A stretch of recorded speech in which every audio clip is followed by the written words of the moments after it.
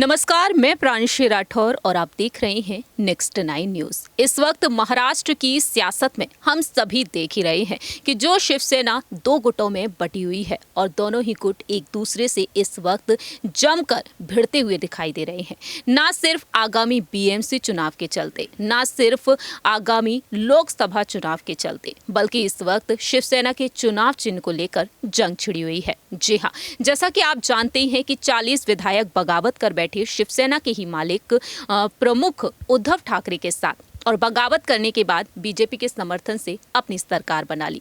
ऐसे में देखा जाए तो अब हर दिन लगातार एकनाथ शिंदे, मुख्यमंत्री एकनाथ शिंदे उद्धव ठाकरे और उनके गुट को लगातार झटका देते हुए दिखाई दे रहे हैं। दरअसल बार बार लगातार ये खबरें आ रही हैं कि उद्धव ठाकरे के गुट के तमाम नेता कार्यकर्ता एकनाथ शिंदे के गुट में शामिल हो रहे हैं और हाल ही में विधायक आदित्य ठाकरे जिस क्षेत्र से विधायक हैं वहां से भी 100 कार्यकर्ता उनके गुट में शामिल हुए हैं। ऐसे में देखा जाए तो कहीं ना कहीं मुश्किलें बढ़ती हुई दिखाई दे रही हैं। दशहरा रैली 5 अक्टूबर को आयोजित की जाएगी और इस बीच यहां पर सुप्रीम कोर्ट के फैसले पर हर किसी की निगाहें टिकी हुई हैं। सुप्रीम कोर्ट ने 27 सितंबर के दिन अपना फैसला सुना दिया कि अब चुनाव आयोग ही फैसला करेगा कि चुनाव चिन्ह धनुष तीर किसको आवंटित किया जाएगा, उद्धव गुट को या फिर शिंदे गुट को। लेकिन 27 सितंबर के दिन अदालत में अंदर क्या कुछ हुआ, क्या कुछ दलीलें रखी गई, सबसे पहले हम गौर करना चाहेंगे यहाँ पर वरिष्ठ वकील कपिल सिब्बल के उस तर्क पर, जब उन्होंने अपनी बात रखी 5 जजेस की संवैधानिक पीठ के सामने।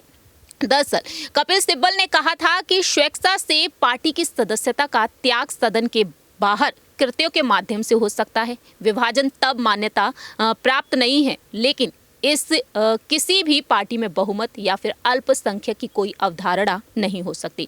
10वीं सूची के तहत यहाँ पर उन्होंने अपनी बात रखी। उन्होंने जोर देते हुए कह दिया कि उद्धव ठाकरे जो चुनाव आयोग के रिकॉर्ड के अनुसार साल 2018 से साल 2023 तक शिवसेना पार्टी के अध्यक्ष बने रहे और शिंदे ने अपने कृत्यों से 10वीं अनुसूची के पैरा 2 के संचालन से पार्टी की सदस्यता खो दी है। उनका कहना रहा है कि चुनाव आयोग क्या कर रहा है, मुझे इस बात की चिंता नहीं है कि सदन में क्या हो रहा है। भले ही आपने स्वेच्छा से पार्टी की सदस्यता छोड़ दी हो, भले ही आप अयोग्य हो, मैं आपको पार्टी के सदस्य के रूप में मानूंगा और जो अयोग्य है उन्हें पार्टी का चिन्ह नहीं मिल सकता। चुनाव आयोग ऐसा नहीं कर सकते। इस तरीके से यहाँ पर उन्होंने अपनी दलीलें रखी। तो वहीं उद्धव ठाकरे की दलील को खारिज कर दिया संवैधानिक पीठ ने और अपना फैसला सुना दिया कि चुनाव आयोग ही फैसला करेगा। अब इंतजार है कि चुनाव आयोग क्या कुछ फैसला कर सकता है।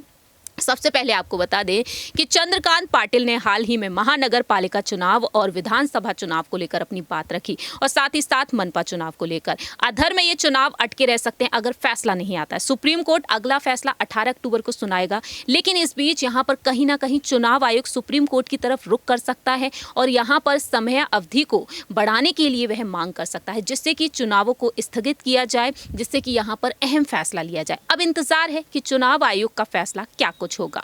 आपको यह भी बता दें कि मुख्य निर्वाचन आयुक्त राजीव कुमार ने अपनी बात कही थी कि रूल ऑफ मेजोरिटी के आधार पर अब बहुमत के आधार पर फैसला सुनाया जाएगा और बहुमत ज्यादा से ज्यादा है एकनाथ शिंदे के पास। और इसी मुद्दे पर चर्चा करेंगे, हमारे न्यूज रूम में बैठे हुए तमाम सहयोगियों से जानेंगे कि उनकी क्या कुछ राय है। क्या वाकई में एकनाथ शिंदे की सरकार गिरती हुई नजर आएगी महाराष्ट्र में, या फिर उद्धव ठाकरे और एकनाथ शिंदे दोनों में से ही किसी को भी चुनाव चिन्ह नहीं मिलेगा। जैसा कि हमने आपको बताया ही कि आखिरकार सुप्रीम कोर्ट अब अपना फैसला क्या कुछ सुना सकता है, लेकिन दूसरी ही तरफ यहाँ पर चुनाव आयोग के फैसले की तरफ सभी की निगाहें टिकी हुई हैं। हमने आपको तमाम वो डिटेल्स बताई कि आखिरकार अदालत में क्या कुछ हुआ था और साथ ही साथ राजीव कुमार का क्या कुछ कहना रहा।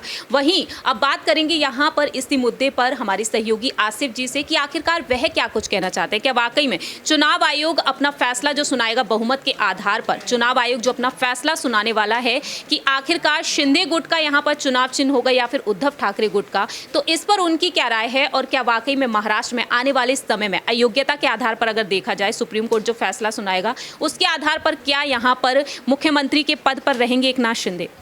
देखिए, बिल्कुल इसमें कोई शक नहीं है। महाराष्ट्र में जो भी कुछ हुआ सबको पता है कि ये अचानक से कुछ भी नहीं हुआ है, सब स्क्रिप्टेड है। सबको पता है कि पहले से तमाम प्लान बने हुए हैं। जो भी जहाँ तक कोर्ट का मसला है, कभी गुवाहाटी, कभी सूरत, कभी तमाम चीज़ें, ये सिर्फ औपचारिक जो रोल है वो निभा रहे थे। अब जहाँ तक कि चुनाव आयोग का मामला है, देखिए सबको पता है नतीजे क्या आएंगे, सबको पता फैसले क्या आएंगे। क्योंकि अगर नहीं होता तो फिर वो बेचैनी एकनाथ शिंदे के फेस पे दिखना चाहिए था, उनके चेहरे पे दिखना चाहिए था। तो उनके चेहरे पे जो खुशी है, उनका जो ये कॉन्फिडेंस है कि भाई मेरा ही शिवसेना है, तो ये जहाँ से आ रहा है उसको भी हम लोग को समझना चाहिए। तो इसमें मुझे नहीं लगता कि उद्धव ठाकरे अगर कोई सपना देख रहे हैं या कोई ख्वाब देख रहे हैं कि भाई मेरे हक में फैसला आएगा, तो मुझे लगता है कि वो गलत फहमी में। सबको पता है कि एकनाथ शिंदे के ही हक में फैसला आने वाला है और उन्हीं की बड़ी जीत होने वाली है, शिवसेना उन्हीं का। अगर वो नहीं होता तो फिर वो दूसरे प्लान बनाकर बैठे हुए होते। तो सबको पता है कि चुनाव आयोग उन्हीं के हक में फैसला सुना। एक तरीके से देखा जाए आसिफ जी, जिस तरीके से उनके पक्ष की तरफ से जो बयान आए हैं कि प्लान बी के लिए वह पूरी तरीके से तैयार है, यानी कि दूसरा चुनाव चिन्ह अगर उन्हें मिलेगा तो वह पूरी तरीके से तैयार है, तो क्या उनको वो फायदा मिल पाएगा महाराष्ट्र में, जो फायदा वह बीते लंबे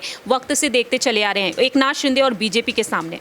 नहीं, देखिए प्लान बी 80 78 कुछ भी बना ले, मैटर नहीं रखता है। मैटर ये रखता है कि देखिए यहाँ पे लड़ाई और जिद जो है वो शिवसेना की है। क्योंकि एकनाथ शिंदे जो अलग हुए हैं वो इस बात को नहीं बता रहे कि मुझे मुख्यमंत्री बनना है, इस बात को बता रहे हैं कि मैं उद्धव ठाकरे से मैं बेहतर हूँ, शिवसेना के लिए मैं सबसे बेहतर हूँ। हिंदुत्व का जो कार्ड खेल रहे हैं वो मैं बेहतर अपने आप को घोषित कर रहे हैं। तो यहाँ पर ये चीज़ समझ में आ रहा है कि कहीं ना कहीं हमारा आप देख रहे हैं कि Eknath Shinde plan B C ये सिर्फ और सिर्फ दिखावा के लिए चल रहा है। सबको पता है शिवसेना का जो भी फैसला आएगा, मुझे लगता है चुनाव आयोग को उसी के हक में आने वाला। ठीक है, ये औपचारिक ऐलान के लिए इधर उधर लोग बातचीत कर रहे हैं। उद्धव ठाकरे को होशियार होनी चाहिए कि उन्हें क्या देखना है और क्या करेंगे, क्योंकि मुझे नहीं लगता कि चुनाव आयोग का फैसला उद्धव ठाकरे फैसले में किसी भी सूरत में आने वाला है। जैसा कि आसिफ जी ने यहाँ पर बताया कि आखिरकार अब यहाँ पर उनका फैसला क्या कुछ हो सकता है, उनके मुताबिक यहाँ पर सामने आया है कि उद्धव ठाकरे के पक्ष में ये फैसला नहीं आ सकता है। कहीं ना कहीं बहुमत के आधार पर एकनाथ शिंदे के पक्ष में ये फैसला सुनाया जा सकता है। लेकिन 18 अक्टूबर के दिन पता चलेगा कि सुप्रीम कोर्ट आखिरकार क्या कुछ फैसला सुनाती है 16 विधायकों की अयोग्यता को लेकर। क्या वाकई में यहाँ पर सीएम पद अब खतरे में पड़ता हुआ दिखाई दे सकता है? क्या वाकई में यहाँ पर शिंदे की सरकार गिरती हुई नजर आ सकती है? क्या वाकई में महाराष्ट्र में एक अलग ही नज़ारा देखने को मिलेगा? क्योंकि महाराष्ट्र में एक तरीके से देखा जाए तो इतिहास रच दिया है एकनाथ शिंदे ने, जमीनी स्तर से जुड़कर वह काम कर रहे हैं। और इसी मुद्दे पर हम बात करेंगे हमारे सहयोगी दीपक से, जिनसे हम जानना चाहेंगे कि आखिरकार महाराष्ट्र में जो सियासत इस वक्त तेज़ है, दशहरा रैली भी होने वाली है, और ऐसे में यहाँ पर वो किस नज़रिए से देखते हैं इस वक्त इस राजनीति को? देखिए, इस समय दशहरा रैली को लेकर अभी जो खबरें सामने आ रही हैं ये है कि 2 दिन बाद जो रैली होनी है उस रैली में शक्ति प्रदर्शन दिखाएंगे दोनों ही गुट, जिस पर शरद पवार ने चुप्पी तोड़ी और कहा कि दोनों को संयम बरतना चाहिए, भाषणबाजी सोच समझकर करनी चाहिए, क्योंकि एक भी बयान महाराष्ट्र की जनता के बीच आक्रोश पैदा कर सकता है। और दोनों ही गुट उस समय अगर बात करें तो सड़कों पर दोनों ही गुटों के कम से कम लाखों समर्थक होंगे। जो शिवसेना के अभी तक लाखों में संख्या में समर्थक अभी तक उद्धव की रैली में शामिल होते थे, अब वो 2 गुटों की रैली में बढ़ चुके हैं। और दूसरा बीजेपी के समर्थक भी शिंदे को समर्थन देंगे। और महाविकास आघाड़ी सरकार में से शरद पवार ने साफ कर दिया है कि हमारा इससे कोई लेना देना नहीं, हमारा इन रैलियों से कोई लेना देना नहीं, लेकिन भाषणबाजी बड़ी संयम के साथ देनी चाहिए। और रही बात चुनाव आयोग की, तो चुनाव आयोग से पहले रामदास अठवाले ने कहा था कि 2/3 बहुमत शिंदे के पास है, तो शिंदे की शिवसेना। और आज शरद पवार के गुट ने कहा कि हमारे लिए तो असली शिवसेना उद्धव ठाकरे की है, क्योंकि हमने इन्हीं से गठबंधन किया था, इन्हीं के पास कानूनी दस्तावेज है। तो कानूनी दस्तावेज और कानूनी जितने यहाँ पर विधायक हैं, क्या विधायकों के समर्थन से यहाँ पर चुनाव आयोग फैसला करेगा? सोचने वाली बात है कि इतना लंबा समय क्यों लग रहा है इसमें। विधायक आपके सामने है और लगातार विधायकों की संख्या बढ़ ही रही है। जितना आप शिंदे को मौका दे रहे हो उनकी संख्या बढ़ती जा रही है और मौका मिलता जा रहा है। और अगर कागजात के हिसाब से है तो उद्धव के पास तो अच्छा खास समर्थन है ही। तो दीपक, आपके मुताबिक यहाँ पर अगर कपिल सिब्बल ने जिस तरीके से अदालत में अपनी दलीलें रखी हैं, उसके मुताबिक आपको क्या लगता है, क्या वो दलीलें यहाँ पर उनकी काम आएंगी? क्या वाकई में एकनाथ शिंदे यहाँ पर हार का सामना कर पाएंगे? आपको क्या लगता है यहाँ पर? देखिए, दलीलों को अगर ध्यान में दिया जाए तो उस समय 2 मामले थे, एक तो चुनाव आयोग का मामला था और एक विधायकों की अयोग्यता का मामला था। 16 विधायकों की अयोग्यता के मामले पर फैसला सुनाना है, ये सुप्रीम कोर्ट के 5 जजों का संवैधानिक पीठ का मामला है। और चुनाव आयोग पर फैसला करेंगे, ये चुनाव आयोग का मामला है। अगर स्थिति को देखा जाए, जिस तरीके की परिस्थिति बन रही है उसके हिसाब से अगर देखा जाए, तो अगर चुनाव चिन्ह को फ्रीज कर दिया जाए तो आपके मुताबिक आपको क्या लगता है, क्या दोनों ही पक्ष को अब आगे कुछ नहीं मिलने वाला है? देखिए, बात यहाँ पर इस समय जन आक्रोश की है, जन समर्थन की है और जनता जो ये चाहती है शिंदे या उद्धव किसके समर्थन में जा रहा है, इसी बात का इंतजार है। अगर फ्रीज कर दिया गया जो बीएमसी चुनाव आ रहे हैं, उससे पहले शिंदे गुट यही तो मांग कर रहा है कि अगर आप हमें चुनाव चिन्ह नहीं देना चाहते तो वो भी बता दो, ताकि हम अपनी स्थिति साफ कर सकें कि हम बीएमसी चुनाव में किस रणनीति और किस चुनाव चिन्ह के साथ उतरेंगे। जैसा कि दीपक ने यहाँ पर बताया और आसिफ जी ने अपनी राय दी कि आखिरकार उद्धव गुट और शिंदे गुट की क्या प्लानिंग हो सकती है। खैर, ये तो वक्त के साथ साथ पता चलेगा कि महाराष्ट्र में अब कितने बड़े बदलाव देखने को मिल सकते हैं इस चुनाव चिन्ह के चलते। फिलहाल देखा जाए तो यहाँ पर एकनाथ शिंदे लगातार तमाम बड़े झटके दे रहे हैं उद्धव ठाकरे को, उनके बेटे आदित्य ठाकरे को। ऐसे में देखा जाए तो लगातार रणनीतियां बनती हुई दिखाई दे रही हैं। खैर, ये तो वक्त के साथ साथ पता चलेगा कि आखिरकार बीजेपी के समर्थन से एकनाथ शिंदे किस तरीके से अपनी सरकार को बचा पाते हैं। लेकिन आपकी क्या राय है, ये आप बता सकते हैं कमेंट सेक्शन में। तब तक के लिए आप देखते रहिए Next 9 न्यूज़।